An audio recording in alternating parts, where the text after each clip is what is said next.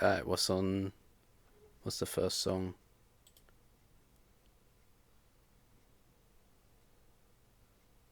Okay. Can barely hear it.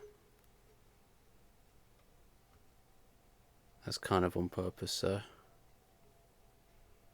Actually, can you hear it? Yeah, it's going. Right.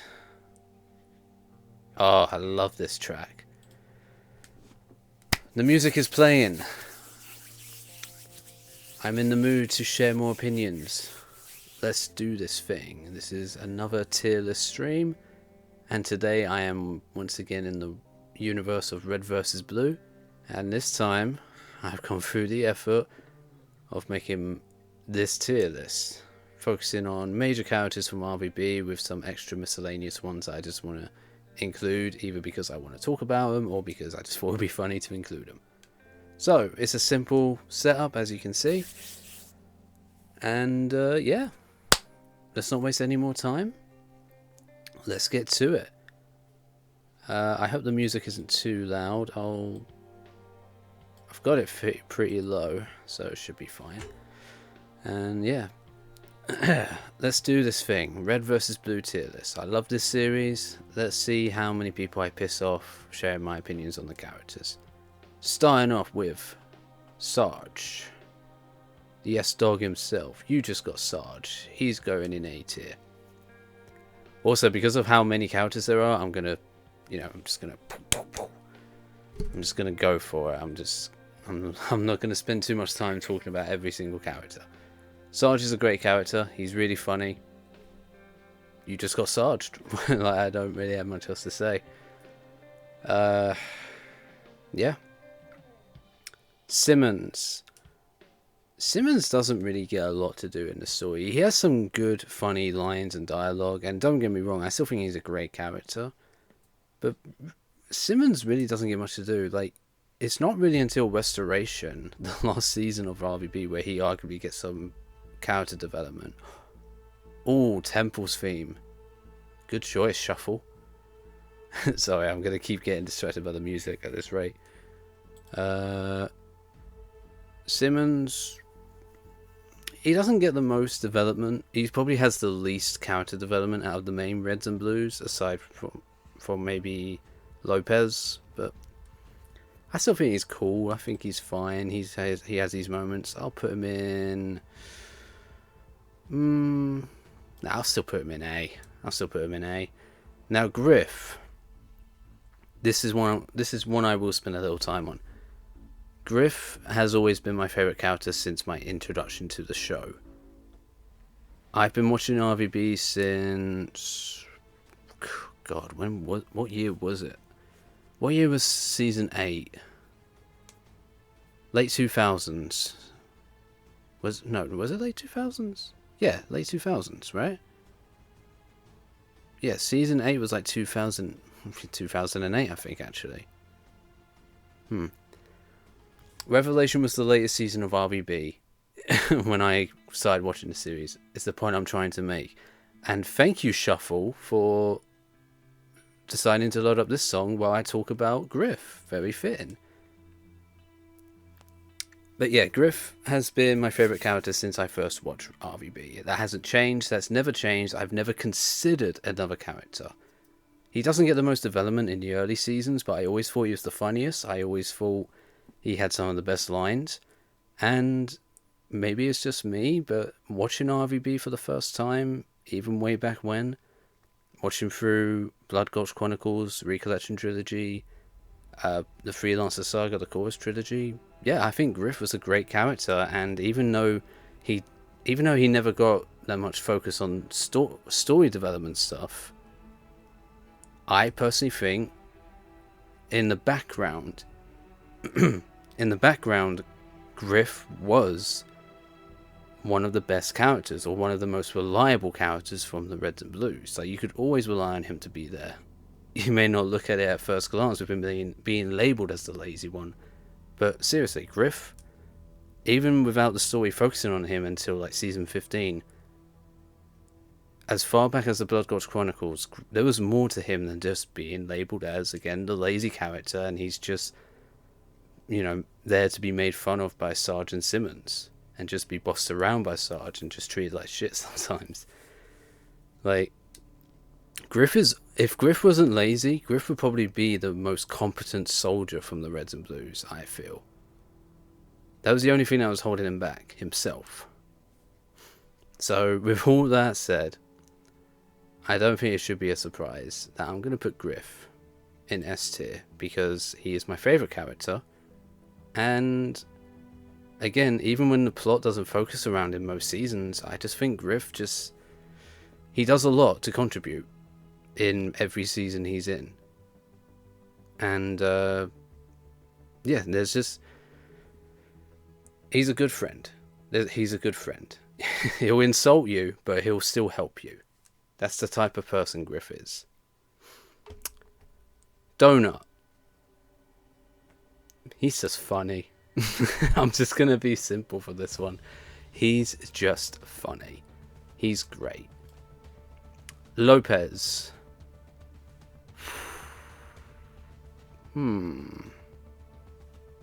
It's either A or S. Might be controversial, but Lopez is my second favourite member of Red Team. I'll put him in A. I'll put Lopez in A. It's a shame he didn't really get much to do in Restoration. I don't understand. I don't really understand why Lopez stayed behind when the Reds and Blues went on their mission in Restoration. He kind of just got ditched. He didn't even return to Blood Gulch with the group. So, funny character, and that's what I'm focusing on. Church. This is the Alpha Church, bear in mind. A for Alpha. Great character. Unsurprisingly, I'm going to be positive about most of these characters, just FYI, because I love the roster of RVB, with some exceptions. We'll get to them. Tucker, S tier. Yeah, S tier. His character gets assassinated quite a bit in the later seasons of RVB, in my opinion. Like, personality-wise, I do not like Tucker in season 16. 17, he's okay, but whatever. And then 0, I don't know what the writers were smoking for that show in general, but especially when they implemented Tucker into that story. Like, what the fuck were they thinking?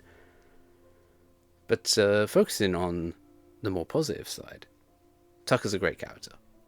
I would probably say he's my favourite member of Blue Team. Well, he's my favourite original member of Blue Team. Let's word it that way, because there's a certain other character that definitely beats him. Yeah, Tucker's great. Really funny. Caboose. C for Caboose. I'm kidding, he's A tier. He's at least has to be an A tier, right? It's Michael J. Caboose.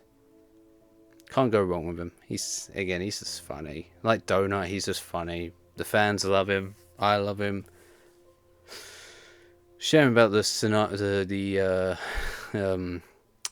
shit that went on behind the scenes with his voice actor, huh? But we're not talking about that. Now, Tex. This is the original Tex, Beta, if you will. Agent Texas. She is an absolute badass. She has a great theme song. And she's probably my favourite female character in Red vs. Blue. Fantastic. Epsilon, S tier. It's kind of funny, even though they are essentially the same character. I think Epsilon is the better version of Church than the Alpha. I think Epsilon has just a much more... How should I put it? I guess emotional, yet still funny story throughout his adventure. I liked him in Season 7. I liked him in Season 8. And then I really liked his, mentality / thought process for Season 9. Like, Season 9, he was ready to go. Season 9, he thought the Epsilon unit he was trapped in, the storage unit he was trapped in, I should say, was failing. And he was about to die, and he was like, yeah, I'm fine with it, whatever. Like, that was kind of his theme throughout RVB, I would say. Like, after the Recollection trilogy anyway, Epsilon, I'm sure being Church still, he still kind of feared it, but he was more or less okay with dying, with eventually deconstructing and leaving the Reds and Blues behind. Great character. Now, this is the other Tex, the Epsilon Tex. Gotta say, I didn't see it coming. Her reappearance in Restoration was fantastic. I loved it. And she's pretty much just Tex again. She has a great fight scene with Wash and Metal in Season 8. And, yeah, she's she's just Tex again. Can't go wrong with Tex. Now you got two. Ah, Doc. Or is it Dufresne? We'll just call him Doc. I got pretty emotional on how his story ended in Restoration. Because I'll admit, I didn't clock it in at all what happened to him. So, yeah, it sucks that we didn't see it on screen, but his story still with what happens to him in Restoration was still pretty emotional to me. I really like the scene that these three characters have talking about Doc. Or I should say these two characters have talking about Doc and what happened. Doc, I'll put you in A as well. I what can I say? I like these characters a lot. And speaking of, Washington. Agent Washington, straight to S tier, my friend. Washington is my second favourite character in Red vs. Blue. The only person that beats him is Griff. He's my favourite freelancer, even if he wasn't the best. Yeah, I loved him joining the team at the end of Season 8. I loved him. I loved his introduction in Recovery 1. He was great as both an ally and an enemy to the Reds and Blues. He was fantastic in the Recollection trilogy, especially Revelation. Good mixture of serious but also comedy. But that's the Recollection trilogy in a nutshell, to be honest. But Washington as a character also, which is great like that. He has a serious story going for him. He has these motives, he has these drives, he has the things, the motivations. But like the Reds and Blues, he's still kind of funny. He just has that laid-back personality. One of my favourite scenes with Washington is when he sticks up to Carolina in Season 10. When Carolina's trying to get the Reds and Blues to help her and Epsilon take down the Director, and the Reds and Blues have basically had enough. And then Carolina freaking points a gun at Tucker to say, no, how about now on still helping her? And then Wash points a gun at Carolina. It was tense. It was really tense, but I really loved that scene with Washington. Yeah. Oh, and we can get into Carolina in a sec, but Washington and Carolina's fight against Fetus and Locust, oh, so good. Maybe I should do a freaking Red vs. Blue fight tier list later down the line. Maybe I'll do that. Carolina, I hated her when I first watched Season 9.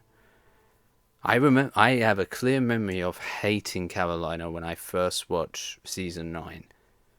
I was still in secondary school at the time. Christ. Oh, what? That just made me feel old. But, yeah, Carolina, I hated her in Season 9 and pretty much in Season 10 as well. It wasn't until the Chorus trilogy where I started liking her. I still wouldn't say she's a favourite character.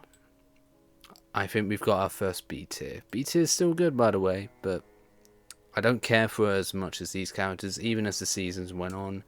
Even though I do like the idea of Washington and Carolina ending up together, which I guess could still happen. Restoration, kind of, not really. Hinted at it. And it was obviously something that came up in Season 15. I hope they ended up together. After everything they went through, regardless of what's canon and what's non-canon, I hope Washington and Carolina ended up together. Now, we're going to put these two characters together. I know that they're two characters, but they're basically the same as well. But I decided to still have them separate here. Sheila from the very beginning, Season 1. It sucks that her story ends with her still trapped in that pelican in Valhalla. I'll put Sheila in A tier because I think she's a great character and really funny. It's impressive that they managed to make a tank basically into a character. And as for Phyllis, pretty much, again, the same character, I know, but I don't. I'll put them together. But I would say Sheila's better than Phyllis. The original Sheila is better than the one we got later. Freckles. I love Freckles. What I don't like is how they handle. I admit there's limitations because, well, he's a freaking mantis. I liked him in the Chorus trilogy. I didn't like what happened to him in season 15, and again, I know the canonicity of the later seasons are now kind of just up in the air. It's up to the viewer to decide what's canon and what's not after season 13. I know, but I don't like Freckles' fate in season 15. I'll put Freckles in B tier. Still a good character, still really great. It's a shame he didn't get more screen time. Andy the Bomb. A for Andy. Don't have much else to say. Great character, didn't have that much screen time. I think technically though, he's still classified as MIA somehow, right? Even though he's a freaking bomb and he blew up. Is he considered dead, or is he still considered to be MIA? I'm not too sure. Now, Blogsy Blog Blogs Jr. I think that's his full name. Also known as Junior, Tucker's alien kid. Not much to say here. I have an idea of a video I want to make for both Junior and Sister later down the line. But I'll worry about that when I actually get to making that video. As it stands, Junior just didn't get that much screen time, and I understand that part of the limitation was probably the simple fact, hi Caboose, the simple fact that Junior was an elite, and as we all know, 343 don't like fun, so you can't play as elites in most of their Halo games. So I'm sure that was part of the limitation of why Junior didn't appear as often. It's a shame, because I think he had potential to be a good character in the roster. Now, despite her limited screen time, Sister, I think she's really funny. And that's all I have to say. I wish we got some more brother-sister stuff with Griffin's sister. Her name's like Kaikana? Everyone just calls her Sister okay. I'm glad that she finally did come back, even though I don't like Season 16. It was nice to see her with the main group again, finally. For season 16 and 17. You take what you can get sometimes, you know? Vic, B tier. The alien, we'll put in C. The director, responsible for most of the events of Red vs. Blue, let's be honest. I'll put in B tier. He has a... I don't... It feels weird trying to talk about a character like the director with a song like this playing in my head right now. I've got my playlist on shuffle, so I pay the price. The director is a interesting character to say the least. He has a lot of tragedy behind him, and I can definitely be what's the word for it? I feel sorry for him, but it still doesn't excuse the actions that he made. A lot of the times, like, he was an arsehole. The way he treated his own daughter was enough to make him a prick. But every time he was on scene, it's probably partially thanks to his voice actor. Every time he was on scene, I was paying attention. You know what I mean? Like, he had my attention. I could not, you know, I couldn't. I'm listening to every word you say, director, don't you worry. I wasn't sure if I should put Allison on here because she's not really a character. She doesn't really do much, but like, despite the lack of her on-screen presence, she has a lot. Again, there's a lot of stuff that happened because of what happened to her. You know what I mean? Even though she herself doesn't have that much to do in Red vs. Blue on screen. I'll put her in C because of that. We just don't really get to know her or much about her. We just have to go off on what we know about these two. You know, I'll be generous. I'll put her in B. Counselor. Wasted potential. Counselor, you're going in... I won't put you in F. Well, actually, I'm thinking about season 13. Season 13, and I'll probably whine about this when we get to another character. Season 13 brought him back, and his role could have been replaced by a completely new character, and the story wouldn't change. And I think that's a problem. What was the point of bringing back this character if he wasn't going to interact with the characters he had a connection with? He had a relationship with in the past that he had, again, just previous interactions with. What was the point? It's like bringing back a previous companion from Doctor Who, but not having them actually interact with the Doctor.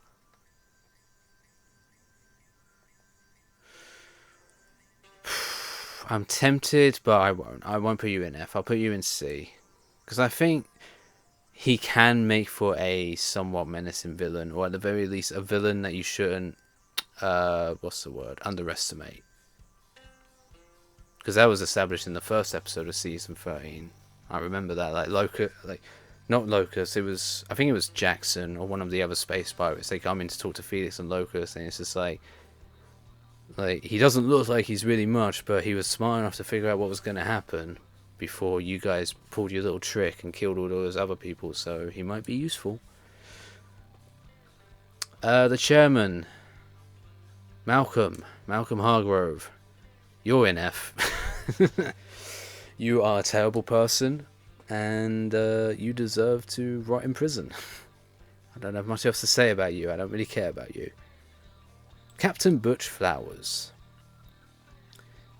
I'll put him in B. I like Cappy. He's funny. When you think about it, he's actually... You never really see it with the scenes he's usually in, and his voice also doesn't really help a bit, but honestly, Captain Flowers is probably one of the... What's the best word for it? Because I don't think evil is the best word for it, but just... He's willing to do things you wouldn't think he would be. Like, at first glance, he comes off as just a bubbly, friendly captain / leader of the Blues, right? But when you think about everything he was a part of with Project Freelancer, and think about after what happened in the events of season 9 and 10 of the Freelancer saga, and he was still more than happy to be part of the project. He was still more than happy to go forward with what the director and councillor wanted. He was happy to do... he was happy to implant the Alpha into poor Jimmy. Like, don't underestimate him. Don't for a second think he's just a happy, bubbly, friendly person. Because... you know what he's like? He's for the greater good. That's what he is. For the greater good. Captain Butch Flowers will do whatever it takes for the greater good. Or what he believes is the greater good. Oh, good song. Good song choice, music playlist. I'll turn it down just in case, but this is such a good song. Okay, North. Great guy, really nice guy, and that's probably why he ended up dead. I really liked North. It's a tragedy on what happened to him. He's one of my favourite freelancers. South, on the other hand, I have some sympathy, but use a bitch. Use a bitch, to just put it simply. I have some sympathy for her, and part of it is obviously the director playing his manipulative games with the freelancers.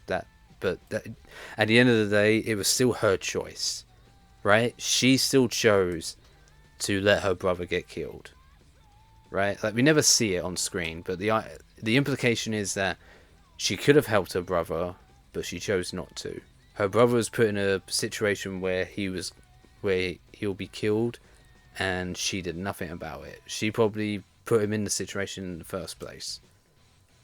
I won't put her in F, because I do have some sympathy for her, but she's a bad person. Again, part of it's thanks to the manipulation of our nice friend over here, but yeah. Agent Main, I think it's obvious, right? I think it's obvious.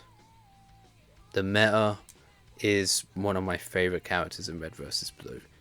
He was a lot of people's favorite characters.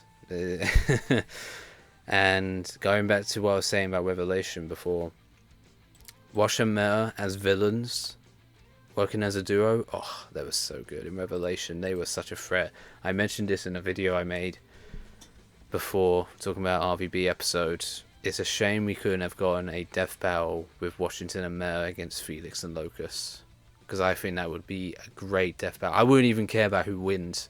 I would just think that would be an entertaining, enjoyable ride. Okay, York.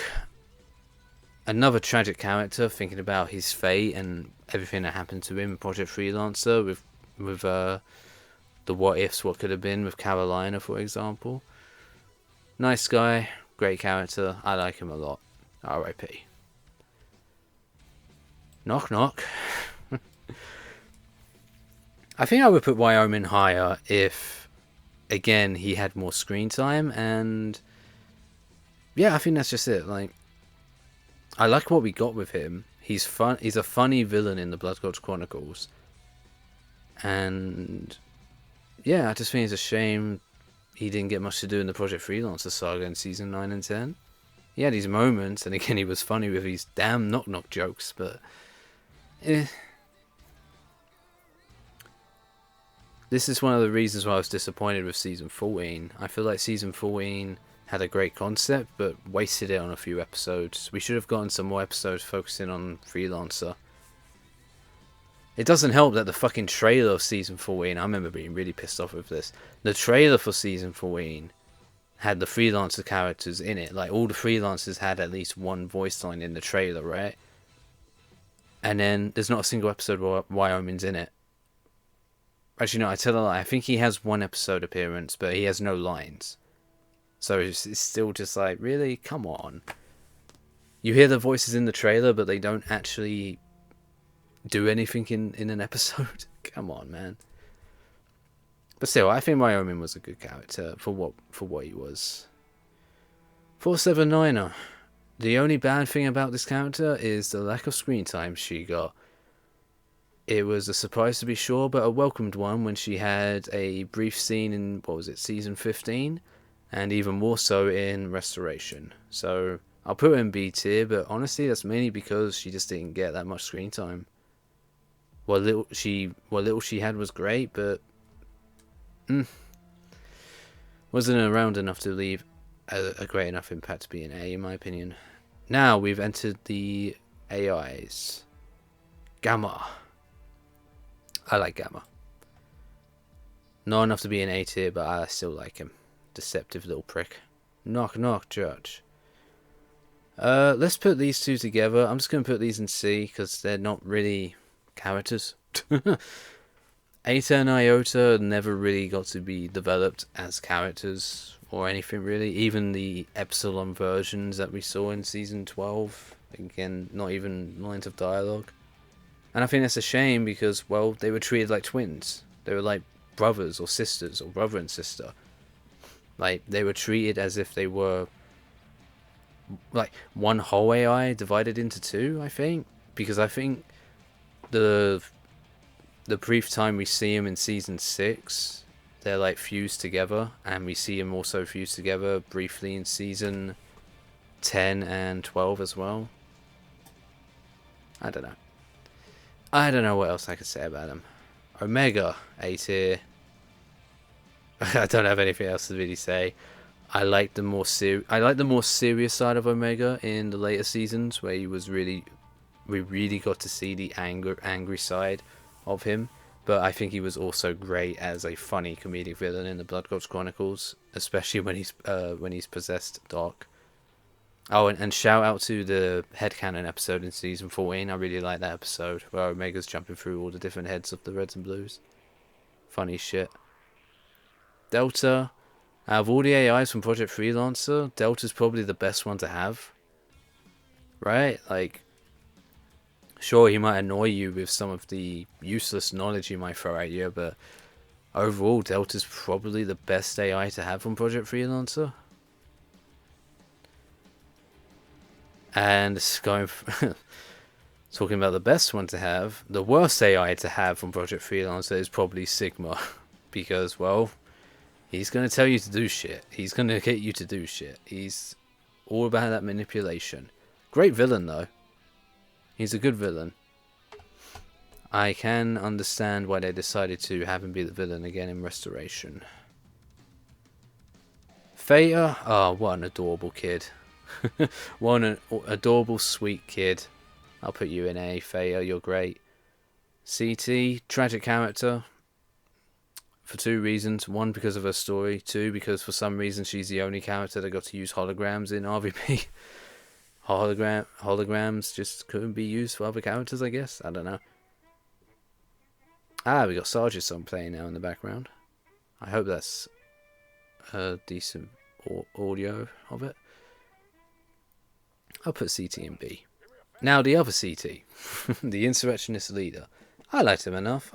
You can go with her. Girly, B.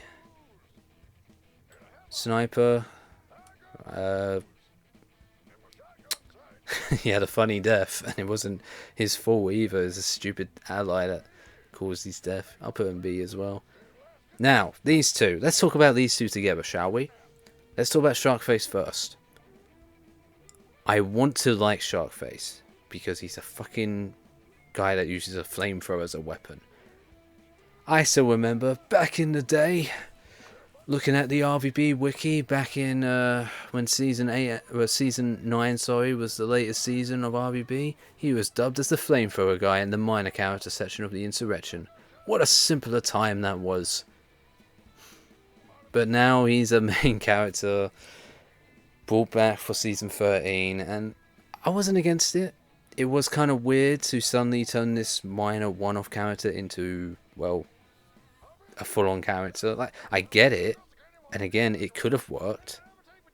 And again, I need to point out that it's kind of weird talking about this with this kind of song playing in the background. But Sharkface, the idea of him is good. But I think because we never really got to see any real scenes or interactions with him against the other freelancers or even the other insurrectionists, it's difficult to care about him. Does that make sense? Like, the scene where he's talking to the councillor about his friends being dead and being angry at the freelancers for doing it, I feel like I would have felt that more or would have cared more if Sharkface actually had scenes with the other insurrectionists. He never did. He never had any scenes with them. And even season 14 could have fixed that with at least one episode focusing on the insurrectionists or Project Freelancer or something. But again, didn't get that in season 14 either. So it's difficult to care when when none of it is really shown on screen. Does that make sense? I think it does. So it makes Sharkface just a weak villain, and in a similar situation that I find myself talking about with the Councillor, Sharkface could have been a completely new character, and the story of season 13 wouldn't have changed. And I think that was, I just don't like it. I don't like it. Why bring back the Councillor and Sharkface, two characters that are connected from previous events of Red vs. Blue that involves the Reds and Blues, and more importantly, Project Freelancer, Washington and Carolina, hello, are right here. And you don't really do much with it. Not much is really done with it. Again, the Councillor, they don't even find out that he's with them, the bad guys. Like, Washington, Carolina, the Reds and Blues, they never even find out that the Councillors joined Phoenix and Locust. And as for Sharkface, he only really has beef with Carolina, not Washington, even though they were both there during that fight in season 9. Also, it just sucks that maybe it would have been too graphic, or maybe it would have been just too difficult to animate. Sharkface never really gets to use these flamethrowers to actually kill anyone. In fact, I think the one time... he's... he never gets to actually use these flamethrowers to kill anyone. His flamethrowers doesn't kill anyone throughout his time on the show. Like, what the hell? So he's just a waste. You know, I want to like him. I feel like the story they gave him could have worked if he was, and this is what I'm going into, they have put him in there, if it was this guy. Simply referred to as just Demo Man or Demolition Man, I think. We never find out his actual name. If you were going to bring back a character from Project Freelancer, from the Insurrectionist, and have it be a major villain that has major beef with specifically Carolina, it should have been him. This is the character I would have brought back for Season 13, not Sharkface. Why? Because he's an established character where we see him being involved in multiple fight scenes, and not even just fight scenes, but multiple scenes in general, interacting with other members of the Insurrection and members of Project Freelancer. He has multiple conflicts and fights with them. One of his lines is literally, payback time, bitch, or something like that, right? Because it's thanks to, well, not just them, obviously, but it's thanks to, I should say, the freelancers and the whole events of what happened in Season 9 that he lost his fucking arm. He has a mechanical arm in Season 10 because of what happened in Season 9. So he already has a good motivation to get some payback. And then he has another fight with them, and he's just gone. There's like a deleted scene, I think. I don't think it was ever officially made canon. I think it's a sign you can see on the DVD. It's probably up on YouTube as well, thinking about it. But I think there is a deleted scene of where he's lost both of his arms and he's washed up on one of the maps in Halo 3. What map was it? I can't remember what it's called. High Ground? Was it High Ground? Oh, I can't remember what map it was called. I know what map I'm thinking of. Again, I don't know if that's even canon or not. I'm going to say it's not. I'm sure it's not, especially since it was deleted. But anyway, back to my main point. Season 13, you want to bring back a character from the past to be a reminder of Carolina and Washington's past, and just be an antagonistic threat who has a personal vendetta against Carolina. There you go. He's right there. Sharkface just didn't do it for me. Demo Man, if he was in Season 13, I think it would have had more of an impact. With having lines of dialogue talking about revenge, talking about hating the freelancers, talking about how it's because of them that the only family that he had, the other insurrection soldiers, are now gone. I think it would have more of an impact. I hope I did an okay job at writing and explaining that. I think I did. Back to the tier list. A tier. Right, this is a silly one. I've just put him on as an extra. Space Pirate had a very meaningful, deep conversation with Delta. I I like it. Chain Guy and Chain Girl. B. Even though it was just giggles and laughter, I remember being surprised when I found out Michael and Lindsay were the voice actors. Pretty cool that they both got to voice the characters together. The Sleeveless Insurrectionist, he was just a brute. Nothing else to really add to him. A moment of silence for Coffee Man, the most tragic character in Red vs. Blue, R.I.P. We'll put him in A. He deserves to be in A. If it wasn't for him, we wouldn't have gotten that amazing fight scene over South and North. He's the reason why that animated scene kicked off, let's be honest. And also, he was carrying the coffee. Like, again, just nothing but respect, sir. Alright, now we are entering Chorus era with the next batch of characters. Kimball. I like Kimball, she's a good leader. Yeah, nothing else to add. Oh god. What's your name again?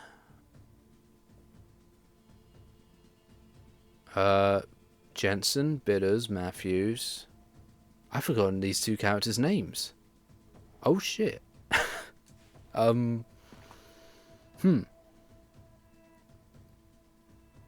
You're Andersmith. Or Smith. I can't believe it. I'm a fake fan. I can't remember his name. What the fuck was your name? I'm gonna look it up. Wow, here I am making an RVB tier list. I made this myself, by the way. I went through the effort of looking through, getting the images of the characters I wanted to talk about. And my dumbass brain has just gone blank. Fake fan. Might as well turn in my RVB fan card now. Palomo, that's your name. Jesus Christ. That was embarrassing. Well, let's go from being embarrassing to potentially triggering. C tier. Jensen, B. Andersmith, B. Bidders, A. Matthews, B. Doyle, A. Not the best leader, but I really liked his I still liked his appearance throughout season 12 and season 13. And he had probably one of the most emotional deaths in RVB. I also liked his final quotes as well, really good. His final monologue was nice. Dr. Grey, A tier. She's probably my favourite medic in RVB, aside from Doc, of course. Oh, you're playing Half-Life. That's one of my favourite songs playlist. But yeah, nah, Emily Gray, really funny character. She was a... I remember finding her really just funny when I was watching RVB season 12. Okay, now we have some interesting characters here. Locus and Felix. Two of my favourite characters in RVB. Let me just get that out of the way right now. Two of my favourite characters. I loved them as villains. I loved Lopez. I was about to say Lopez. Locus's redemption arc in season 15 and onwards. Well, I say onwards. It pretty much was season 15, wasn't it? And the twist of Felix being a villain, didn't see coming. I'll ask this question again. Did anyone really see it coming? Like, was anyone suspicious? I definitely wasn't. My friends who were watching RVB at the time definitely wasn't. So, took us by surprise. That's all I can say. And yeah, I could probably rant for a long time talking about these two characters. I think they're just great, both again as villains, as a pair, as individuals. Again, Locus's redemption arc in season 15. I loved it when he showed up to Griff. It was a great episode in general. And as for Felix, I loved him as a villain. He was just great. I always liked those type of villains that Felix was in season 13. You know, just being cocky, just being manipulative, just being an arsehole to everyone around him. Those are some of my favourite types of villains. The villains that are just having fun, right? The ones that are just like, I know what I'm doing is wrong, but I'm enjoying it, so I'm going to keep doing it. And if you don't like it, well, nice knowing you.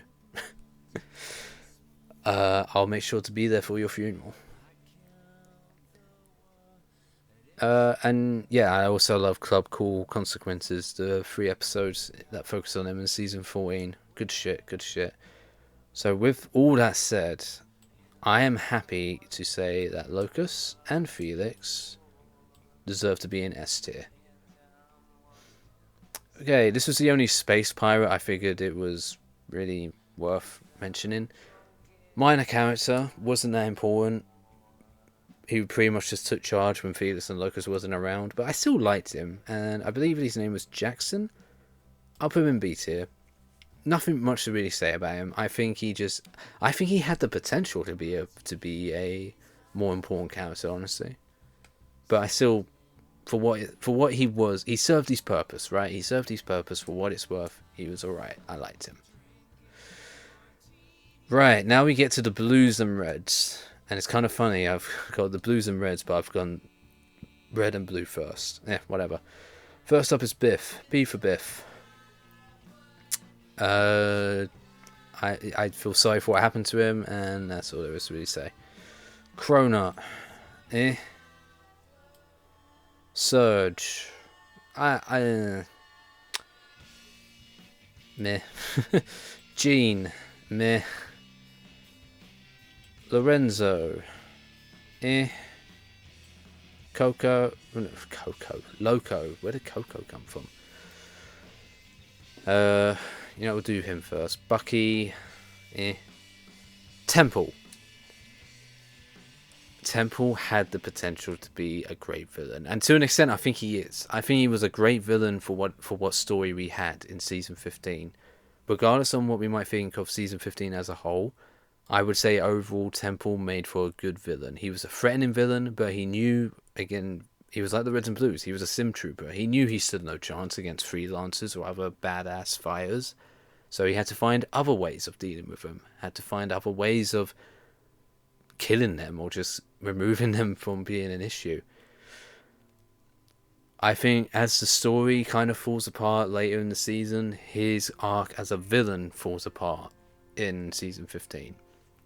And I've mentioned this in a previous video. Personally, again, even if you still wanted to have a weird time travel plot that was season 16 and 17, if it was up to me, Temple would have still been the villain. Sure, remove the Blues and Reds, remove them. You could add to that to show just how much of an arsehole Temple is. Like towards the end of season 15, Temple had a chance to try and save the Blues and Reds from maybe being killed or captured, to be sent to prison. But Temple chose to abandon them, to ditch them, to leave them for dead, so that he can get away. And then he comes back later on to hijack Loco's time machine with the intention of using it to try and go back to change the events of what just happened, or go even further back to mess with the Reds and Blues, like what Genkins ended up doing in season 17. I'm not going to enter fanfic territory right now, talking about all that shit, but maybe a future video, who knows? But personally, Temple should have been the villain for the rest of that so-called trilogy. He shouldn't have been the villain in just season 15. Again, even if you wanted this time travel plot and going over previous events and changing them or messing with them, Temple should have still been the villain. With all that said, Temple's going in A, because I really do think he made for a threatening villain. I really love that scene with him when he freezes Washington and Carolina. That's probably one of the darkest and one of my personal favourite scenes in all of Red vs. Blue. Like, I'm not even joking. It was good stuff. Dylan Andrews. She had a weird change in Restoration. I don't know why they changed the character like that. Maybe it's because the actor who played Jax wasn't available. Dylan was pretty much a female version of Jax in a brief scene in Restoration, which was weird. I'm just going to quickly say that. I didn't mention that in my RVP video, which maybe I could have done. I didn't like the opening to Restoration. I think the opening scene of Restoration was very weak, and I just didn't like it. I was just going to say it as bluntly as possible. I get it, wanting to reference Rooster Teeth in general, and wanting to reference other characters who we all know probably won't be a major character for this story that we're about to watch, but still, So Dylan, as a character, she was fine. I liked her in season 15. And was she in season 16? She was, right? Yes. Yes and no. I think she had a vocal. She made a vocal appearance, but not a physical appearance in 16. Aside from, yeah, I don't remember. I would have to rewatch season 16, and just the thought of that makes me feel sick. Jax. He's just nothing but references, man. He's nothing but just pop culture references and movie references, and I don't like him. I don't like him. Speaking of I don't like him, oh boy, look at what characters we're looking at now. I decided not to include all of the cosmic powers because, let's be honest, aside from these three, who really gave a fuck? So, your F. You had some potential. I didn't hate you as much. You'll see. Huggins. One of the few, if not only character from season 16 I liked. It's Huggins. I liked her dynamic with Griff especially. So Huggins deserves to be up there, definitely. Krovos. This is a difficult one because technically these are the same character, but thanks to wibbly wobbly timey wimey shenanigans, they're also separate characters. I don't feel like going into explanations for that. If you've seen it, you know what I'm talking about. If you haven't,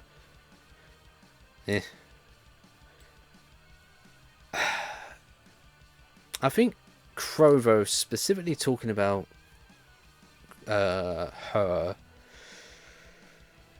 I mean, she doesn't really do much. I mean, obviously she can't really do much. She's just imprisoned for the whole time.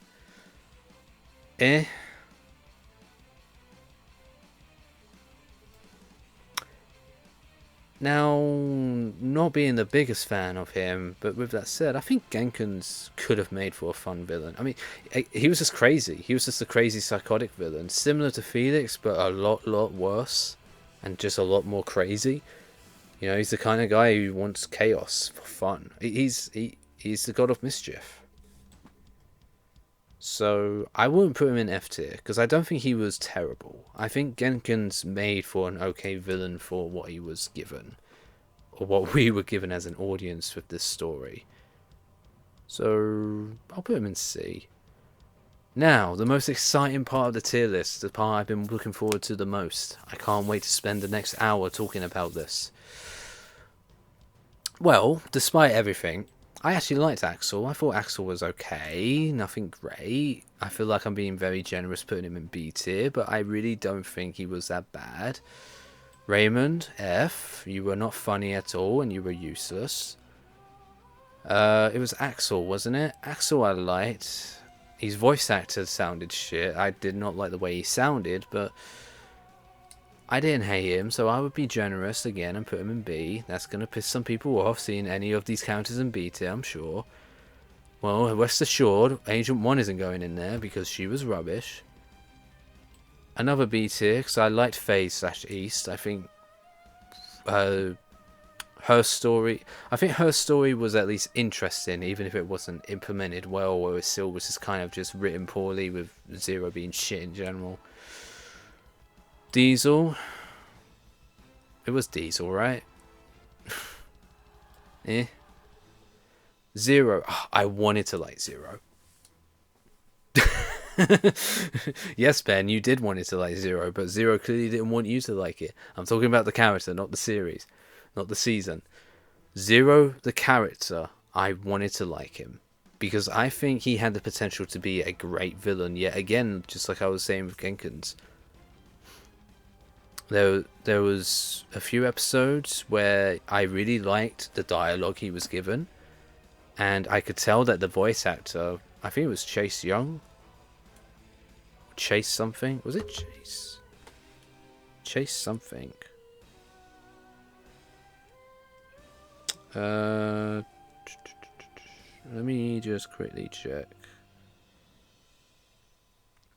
because the voice of Zero at least deserves praise because he was working. He was doing a good job with what he was given, I would say.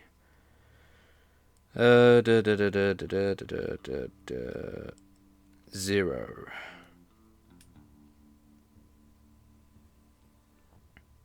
Oh, it was. I know why I said Chase Young. It's Christian Young. Christian Young. I said Chase Young because I was thinking of a certain character from Shaolin Showdown. I recently watched Shaolin Showdown with my friends, so it's on my mind. Anyway, Zero's voice actor did a great job of what he was given, and again, I don't think Zero was terrible. I think he had the potential to be an okay villain. He had his moments. For what it's worth, I cared more about him than I cared about anyone from the good side. Like, seriously, like, again, he's Zero's, the story of Zero's shit, right? The dialogue is shit, but the character Zero, yeah, I was interested in what he was doing more so than Agent 1 or Raymond or fucking, even though I put them in a higher level, these two, Axel and thingy, So I'll put him in B tier as well. Ooh, that's gonna piss people off. That is gonna piss people off. Any character from Zero being on B tier, I think it's gonna piss people off.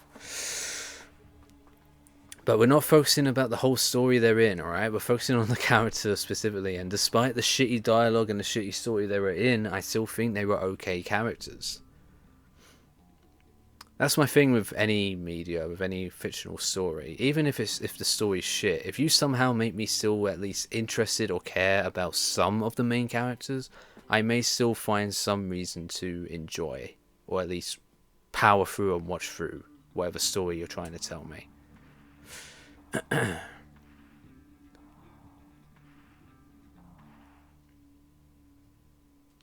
I mean, I could always make another category and just be like, you know what, let's add another category.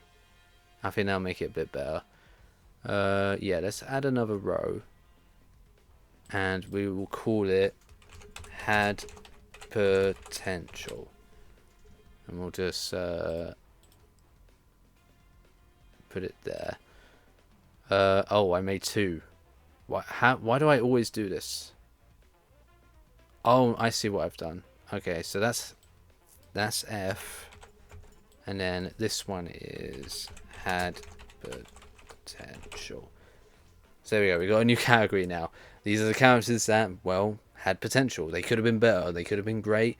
I wanted to like them. I wanted to say they are good characters, but the writing or story they were in just made it impossible. Or just made it very, very, very slim for me to care about them. So let's put you there, you there, you there, and you there. And we'll put Genkins in there too, because I think he had potential as well. Yeah, I'm satisfied with that. So we've got this category now, had potential. The characters that could have been better, the characters that I probably would have cared about more, or alternatively, despite what story we were given with them, despite what dialogue we were given with them, I still thought that they were close. They were so close to me being able to say I like them, or just saying that they were good characters. You ever wonder what happened to Georgia? I do. I still wonder what happened to him. He's a prick in what little scenes he had in season 14, but I wonder what happened to Georgia. I still wonder. Did we ever find out? I don't think we ever did. We probably never will. Speaking of, Jenkins, a mysterious character. I added him on just for shits and giggles. I'll put him in C as well. Another mysterious character. He only appears in one. He appears in one of the non-canon endings of season 5, and then he appears in like a bonus extra scene from season 6 DVD. I think that's these only appearances. Does he get referenced in one of the RVB Easter eggs of Spartan Ops? Maybe that as well. I'm not too sure on that. Jimmy, poor Jimmy. He did not deserve what happened to him. He was a good soldier, just trying to, well, get by, really. He was just trying to be a good soldier. I'll put him in C. Labyrinth. This is a weird one, but I figured I'll still chuck him in anyway. I'll just put him on C. The cropping of this one's weird. This is the Red Zealot from the Blood Gulch Chronicles. And I guess you could say this is also representing those grunts/zealots from the early RVB days. I'll put them in B tier. Specifically him as well. They're just funny. Yeah. Santa. Santa? Santa. Santa. Santa. I love his line there. When Caboose first reveals to the Reds and to the others that he's called the AI Santa. Santa's dialogue of him just saying Santa after everyone else is just like Santa. Really love it. Santa's good. I like Santa. I'll put him in A tier. Dos Point became an antagonist, but can you really blame him for becoming an antagonist with what he went through? I'll put him in B. Smith, C. He was just another miscellaneous one I felt like adding to this. Yellow Church. What the fuck is Yellow Church? His mystery is what makes him most fascinated by him. Seriously, what the fuck is Yellow Church? I like the idea slash theory that he's an AI. Somehow, some way, he's an AI fragment, like the alpha, based off the alpha. Another fragment of the alpha, like the freelancer AIs. I like that theory. And we have one more character left. Cyrus, Felix and Locus's former partner. On the one hand, I wish he appeared in more RVB stuff. I wish he appeared in more stories or other seasons. It would have been interesting to see what armor he would have had in an actual Halo game, and also what his relationship would be with Locus, say after the events of Chorus. But on the other hand, I believe he had a family. I believe that, you know, we can just assume that he managed to find an easy way out of that life that he was living with Felix and Locus and got to be a family man, so good on him.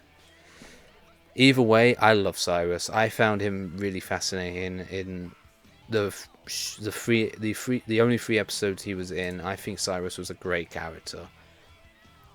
The only reason why I'm not putting him in S tier is because he's only in those 3 episodes. I thought he was really good and just interesting. Like, I want to learn more about this character, and again, I wish we could have seen more of him. It's an interesting what if to think about. What if Cyrus was still with Felix and Locus during the events of Chorus? What side would be on? What side would he be on? How involved would he be? And yeah, just what would he be doing? What would his role be in the story? But maybe that's why, you know, it's best say he wasn't added to that story, because it would have obviously changed a lot if he was there.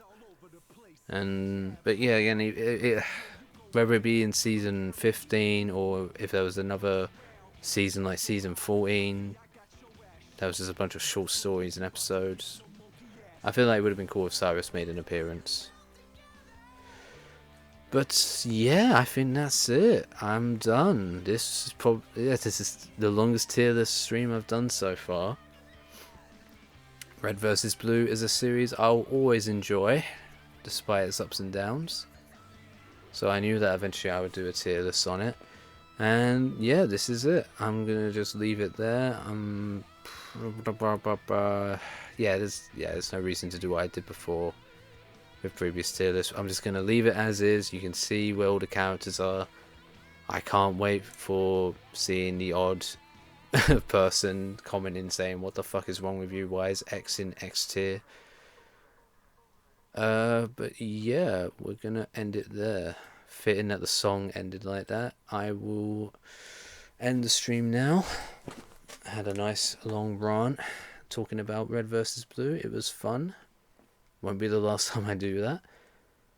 But for now, I need to figure out what's next for streaming and content creation. I don't know what it is, so I better go consult with the Elder Gods again. Until next time.